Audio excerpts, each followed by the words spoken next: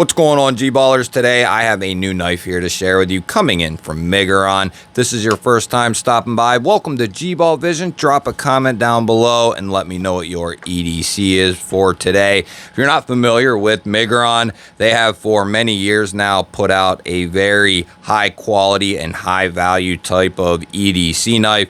Nice little packaging here, and this is going to be a new release into what I would consider their ultra premium end of their catalog. This is the new Vazot or Vazot. I will have links to the knife down in the description, and it is available. They're going to be coming in just under $30.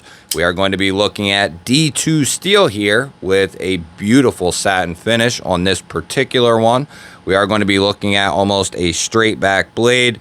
We do have this fuller cutout and a front flipper for the deployment there, and that looks to be very well done. You can see the height of the flipper. It's above the frame, very high above the pivot, and the texturing seems to be very good as well, along with a really well-tuned detent. That is a perfect recipe for a front flipper to have very satisfying action.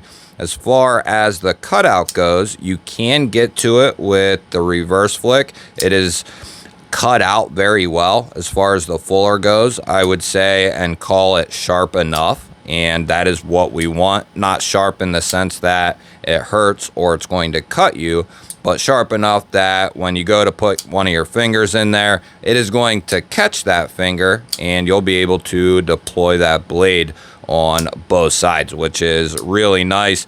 And then that front flipper, like I said, that is a almost perfect execution. Very, very good job in that regard. Nothing on the show side of the blade there. We do have the Miguron emblem on the pivot, which is how I prefer every company do it. We are going to be looking at tan G10 for the handle scales along with the back spacer. We do have steel liners in there with a little bit of milling internally for weight relief. Then we're looking at a right-hand carry only pocket clip made out of steel. Deep carry, should carry pretty nice in the pocket. And then we are going to be looking at really good access to that liner with a chamfer. This is definitely Miguron kind of tossing their pick in, if you will, for ultra budget knife introduction. This is easily Miguron saying, look what we can do and look what we can put out at that $30 price point. And I would say this is going to be up there and very hard to beat. It'll definitely be on a list with other $30 knives that are going to easily be recommendable. As far as our overall length, we're looking at 7 3/8. We have just under 3 inches of cutting edge, 2 15/16 strong, and then we are looking at 3 1/4 of total blade. Now, to give you a better perspective, I'll bring out the Kaiser Drop Bear and the Vazot Raccoon, give you an idea of what this will line up against. And it's going to be a little bigger than the Drop Bear and just a touch smaller than something like the Raccoon. And how about the Kershaw Bel Air in the XL platform and the Bunchmade bug out here, and it's going to be very close to the Bunchmade. The bug out is one of the most desired sizes that exists in the knife world, so it makes sense that they're making a 3 1/4 inch blade, and that is just the name of the game for 2025. Even an XL knife in 2025 isn't really XL. I would say more like average sized, but that will give you an idea of where this lines up, and I would say perfectly with the length of the bug out. Now we'll get our 50 ways baked in Hank out here, and we'll see what this pocket clip looks like in the pocket, check our retention, and we will give this a go here. They've used this clip many times on other knives, and it works well. Not anything spectacular or crazy, but it works good, especially if you like deep carry. The retention is going to be good to go. And as far as ergonomics, it is going to be damn near as good as it gets. We are going to have a little bit poking out of the pocket there, but not much. That is a nice indicator though, and you can get an idea where your knife is and retrieve it out of the pocket. Good retention on the way out, and as I said, that is going to be right hand carry only. You can see there that it is actually recessed into the scale. So not only do you have a double Torx there, but you are also going to be recessed into the scale. So that gives that clip a ton of strength and durability around it as well. Really, really well done. I like the big old chamfer on the liner. It would have been even sweeter if they put some jimping on it also, but we are looking at a $30 knife, so it does make sense to just let that roll. Why don't we go ahead and we'll get the arch nemesis out and see what this bad boy weighs. Miguron and AM8, they have been known for a long time for making folding knives with thicker handles, and I have to say that is true, but over the last year and a half, 2 years, they have started to thin them up. Now this is nice though, and I actually prefer something that feels a little bit more robust in my hand, and they usually fill the bill. Now they have thinned them out a little bit. I just wanted to make a note of that. They will have some older models that are quite thick, but not an issue with me, but just something to keep in mind. Right now, we're going to get a weight check on the Vazot here. I like to guess the weight of the knives on the channel, and I invite you all to play along. You can put your guess down in the comments. Let me know what you think this knife weighs right here, just off my description, something for fun. I enjoy seeing your guesses down there. It always fills my heart with joy. Now, I'm going to give this a go. We are looking at 3 1/4 of blade, about 7 3/8 overall. So, knowing Miguron, they kept it pretty close, maybe just a little bit over as far as, measurements. And I think it's going to be somewhere in that 3.7 range, a little bit over ratio. I want to say like 3.6. Oh, oh, yes, yes. And we are looking at 100 grams there for everyone else. So 0.1 off. I will take that all day, every day. That is absolutely beautiful on my end, and I would say almost heroic. Almost say that it needs to be celebrated that I was that close. We're going to go ahead and pull our calipers out here. We'll get a couple of measurements on our handle here. 0.54. So good thickness. That is, a little bit thicker than maybe what you would consider average at 0.5, right? Some people much prefer thinner. I like it to be 0.5 and above, typically within, there are some exceptions, of course.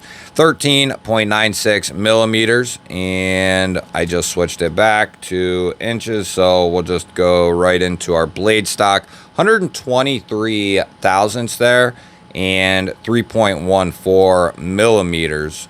Let's go ahead, we'll move into the behind the edge.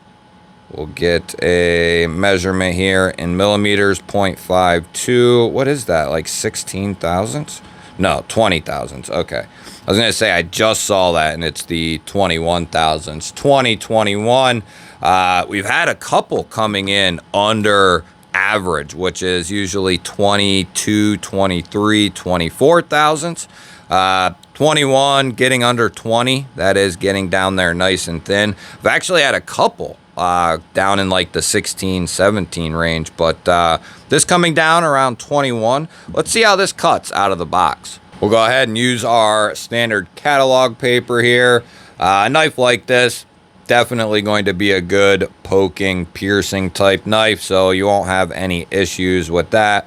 very versatile blade shape, I would say. Maybe not the best utility the only knife or utility dedicated knife, because it doesn't have that nice low tip like a sheep's foot or Wharncliffe. But in a lot of cases, you'll still be able to access that point, that belly. Then you have a nice little straight edge there. So a very versatile blade shape. And D2, very user friendly. It is a tough steel. It has good edge retention, and as far as corrosion resistance goes, even if depending on where you live, most places you'll be just fine if you take a little bit of care. There are a few exceptions, of course, where if you have high humidity, you're going to want to go towards something that is a lot more stainless, like a 14C would be. But in a lot of cases, D2 is a very well-rounded steel. Now, the scores of D2 wouldn't lend you to believe that D2 is that tough. It doesn't score very high. I think it was like a 3 out of 10. But just through my testing and everything that I've heard others experience, and with my own experiences, like I said, with all kinds of different fixed blades from all kinds of different companies, even down to the folders, D2 is a very, very tough steel when it's done properly. And that's great. That lets us know we got good edge retention, we got good toughness, and as far as corrosion goes, with a good finish on the blade and a little bit of care, you're going to be just fine. It is incredible that we are able to get a knife with a D2 blade, a beautiful satin finish, a liner lock where the action is incredible. It feels good. It's fun to open it up. You have multiple ways to do so. Easy to carry. Just a great package for $30. A knife like this 15 years ago, 20 years ago would have been $80 easy. So it's cool to see how far we have come.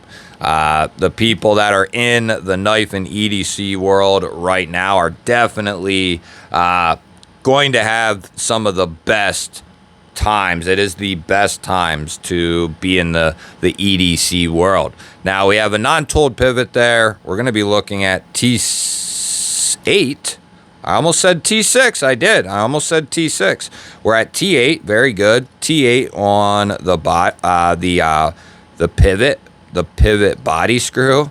The other body screw is T8, and we're going to be looking at T6 for the pocket clip, which I don't think you would need to move that at all, even for disassembly. It doesn't appear that way. I think you just have the one screw through the backspacer here, and I could be wrong on that top Torx there. Nonetheless, if you have a good driver and good bits, something like the off-grid driver here, if you need something, if you don't have anything, these are like $20. You get a T6, 8, and 10 with it. It's made out of aluminum. Off-Grid is one of the most respected, most respectable companies in the knife world, and this is just really well done. I have drivers that cost 3 times this, and this is the one you typically see and the one I typically use. So T8 would be better all the way around. That is something I always recommend, but at $30, we won't harp on that too much.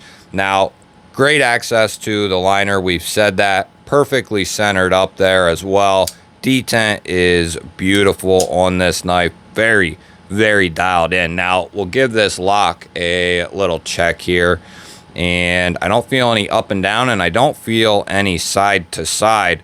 We're going to be looking at about 45-50% on the lockup, which is very good.